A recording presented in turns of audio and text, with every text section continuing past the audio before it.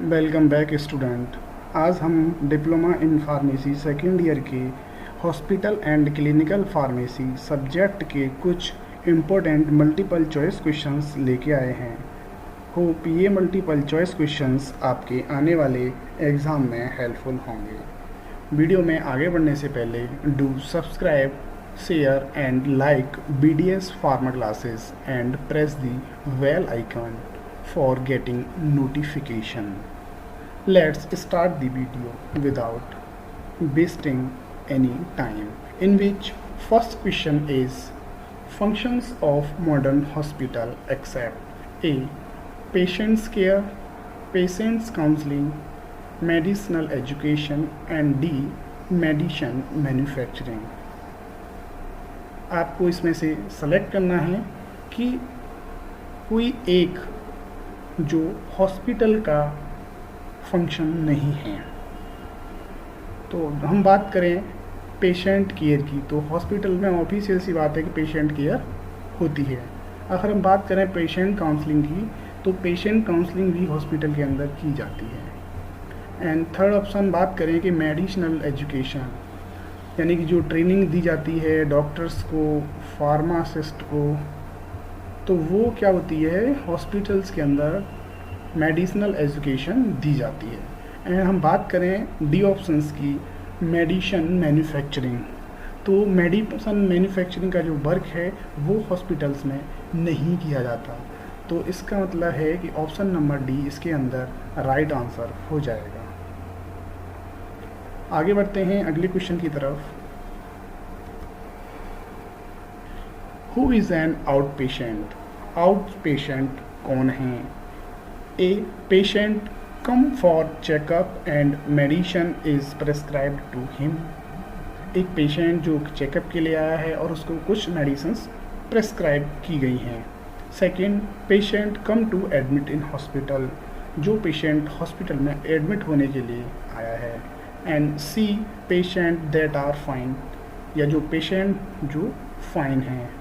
And D. None of these above. तो हम बात करें आउट पेशेंट की, तो इसमें आपका राइट आंसर हो जाएगा ऑप्शन नंबर ए कि जो पेशेंट हॉस्पिटल में चेकअप के लिए आया है और उसको कुछ मेडिसिन्स प्रेस्क्राइब की गई हैं, देन उसके बाद में वो अपने घर जा सकता है या वो अपने घर जाता है। ठीक है, तो इसके अंदर क्या होगा, ऑप्शन नंबर ए राइट आंसर हो जाएगा। तो अगले क्वेश्चन की तरफ आगे बढ़ते हैं, क्वेश्चन नंबर थर्ड की तरफ। Sterilisation can be carried out by, यानी कि जो स्टरलाइजेशन की जो प्रोसेस होती है वो किन मेथड्स के थ्रू परफॉर्म की जाती है? Option number A heat, B radiation, C chemical agent and D all of these. पहले हमें ये समझना होगा कि स्टरलाइजेशन क्या होता है। स्टरलाइजेशन एक ऐसी प्रोसेस होती है जिसमें क्या होता है कि माइक्रो ऑर्गेनिज्म को किल करने की एक प्रोसेस होती है। तो उसके अंदर जैसे कि आपने पढ़ा होगा कि 3 मेथड्स किए जाते हैं, mechanical method, physical method and chemical method. तो आपके 3 मेथड्स फॉलो किए जाते हैं स्टरलाइजेशन की प्रोसेस को कंप्लीट करने के लिए। तो इसमें हम देखेंगे हीटिंग मेथड जो होता है वो आ जाता है आपका फिजिकल मेथड के अंदर। ठीक है, रेडिएशन जो होता है वो भी आपका आ जाता है फिजिकल मेथड के अंदर। और केमिकली एजेंट के अंदर हम इथाइलिन ऑक्साइड, फॉर्मल्डिहाइड वगैरह यूज़ करते हैं केमिकली स्टरलाइजेशन में। ठीक, मैकेनिकल मेथड की हम बात करें, इसमें वैसे पूछा नहीं गया है, तो उसके अंदर फिल्ट्रेशन, सेडिमेंटेशन, ये सारे मेथड्स आ जाते हैं। ठीक है, तो यानी कि ये तीनों method, heat, radiation and chemical agent, ये तीनों ही मेथड किसके अंदर यूज़ होते हैं? स्टेरिलाइजेशन की प्रोसेस के अंदर ये यूज़ होते हैं। तो यानी कि ये तीनों ही option, heat, radiation and chemical agent, right answer हो जाएंगे। तो इसके अंदर option number D right answer हो जाएगा। ठीक है, आगे बढ़ते हैं अगले क्वेश्चन की तरफ। Question number 4, In which of the following route of administration have 100% bioavailability? यानी कि नीचे दिए गए रूट्स के थ्रू किस रूट के द्वारा दवा देने से जो ड्रग की बायोअवेलेबिलिटी होती है वो 100% होती है। आपको राइट आंसर सेलेक्ट करना है। अगर हम ड्रग को ओरल रूट के थ्रू देते हैं तो वो क्या करती है, फर्स्ट पास मेटाबॉलिज्म शो करती है, और हम उसको टॉपिकल रूट से देते हैं तो वो एक स्किन सरफेस पे अपना काम करती है। अगर हम ड्रग को आईएम रूट के थ्रू देते हैं तो ड्रग जो है वो सिरिंज के थ्रू मसल्स में रिलीज होती है, फिर वहाँ से ब्लड में पहुँचती है। अगर हम बात करें आईवी रूट की, तो आईवी रूट में क्या होता है, जो ड्रग सिरिंज के द्वारा जितनी लोड की जाती है वो क्या होती है, बॉडी के अंदर या बॉडी वेन्स के अंदर पहुंचती है और या ब्लड के अंदर पहुंचती है और अपना एक्शन शो करती है। और इसमें सबसे पहले हमें ये देखना होगा कि बायोअवेलेबिलिटी क्या होता है। बायोअवेलेबिलिटी मीन कितना अमाउंट ऑफ ड्रग की कितनी मात्रा हमारे ब्लड में या ब्लड सर्कुलेशन में पहुंची है उस ड्रग के एक्शन को देने के लिए। तो इसमें ऑप्शन नंबर डी सही हो जाएगा, क्योंकि जितना अमाउंट ऑफ ड्रग हम लेंगे सिरिंज में वो उतना अमाउंट ऑफ ड्रग ब्लड के अंदर पहुंच जाएगा। ठीक है, अगले क्वेश्चन की तरफ बढ़ते हैं। Question number 5 adverse drug reaction में रिजल्ट फ्रॉम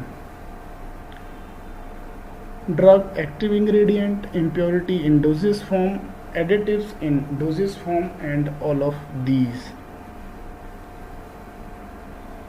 तो क्वेश्चन नंबर 5 के अंदर यानी कि एडवर्स ड्रग रिएक्शन किसकी वजह से होता है, तो ड्रग्स एक्टिव इंग्रेडिएंट की वजह से भी हो सकता है और इम्प्योरिटी की वजह से भी हो सकता है।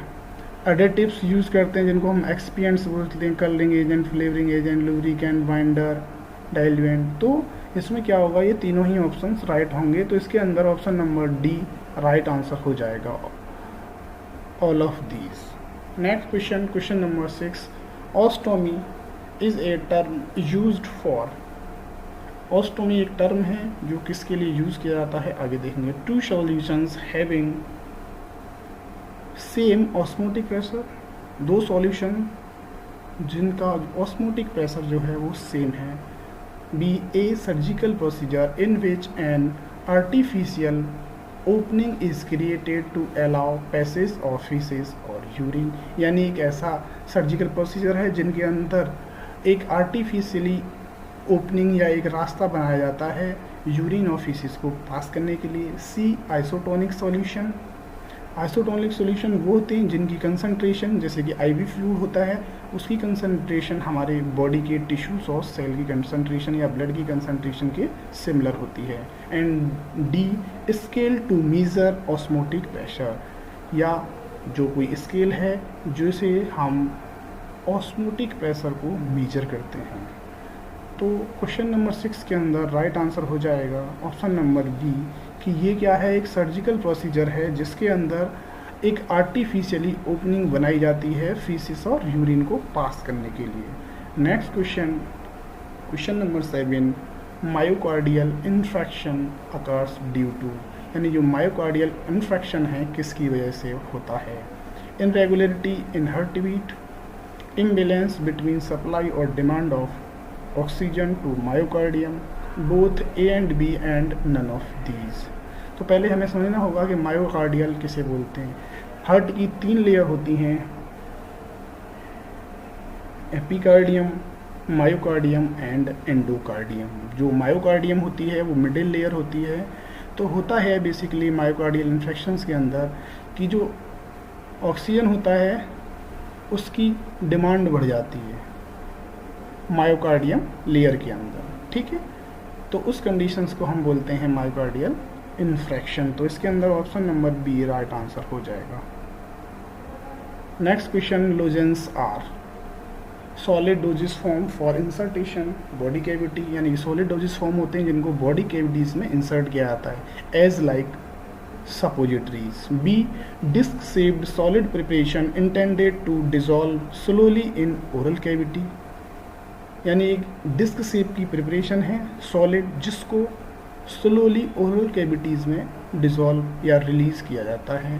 Third, preparation meant for external application to skin, यानी कि एक ऐसी प्रिपरेशन है जिसको एक्सटर्नली स्किन सरफेस पे अप्लाई किया जाता है। And D, preparation for administration by IV, यानी कि एक ऐसी प्रिपरेशन है जिसको आईवी रूट के द्वारा दिया जाता है।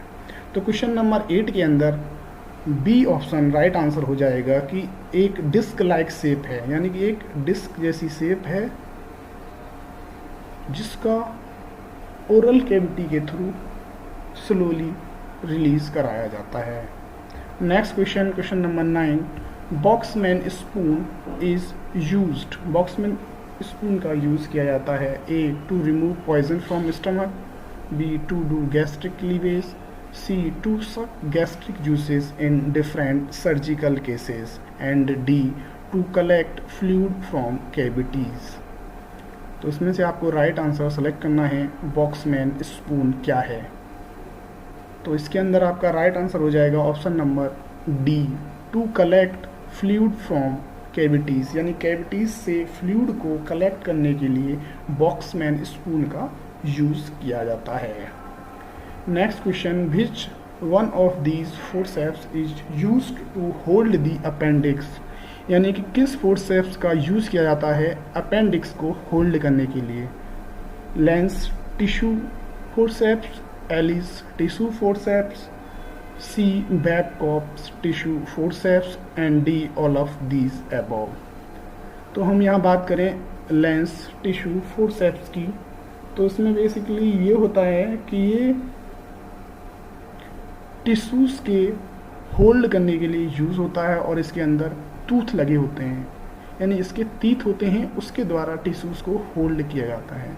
और बात करें एलिस टिश्यू फोर्सेप्स की, तो सेम यही लेंस टिश्यू फोर्सेप्स की तरह होता है, इसके अंदर भी टीथ लगे होते हैं और इसका यूज़ भी टिश्यूज़ को होल्ड करने के लिए किया जाता है। और बात करें सी, बैबकॉप टिश्यू फोर्सेप्स की, तो बैबकॉप टिश्यू फोर्सेप्स के अंदर टीथ नहीं लगे होते, इसी वजह से इसका यूज़ अपेंडिक्स को होल्ड करने के लिए किया जाता है। तो इसके अंदर राइट आंसर हो जाएगा option number C, Babcock tissue forceps.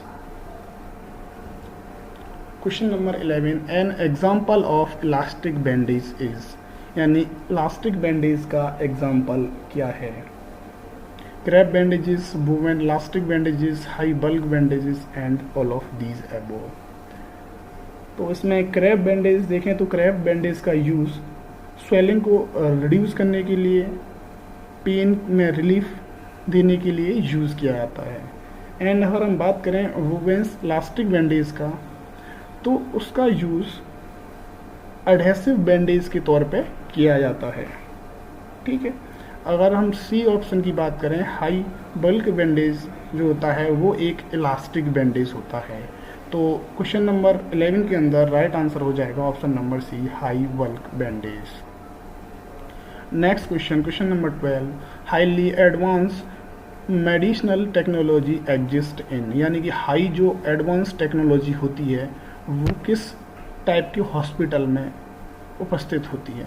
Budget hospital, elite hospital, medium hospital, and none of these.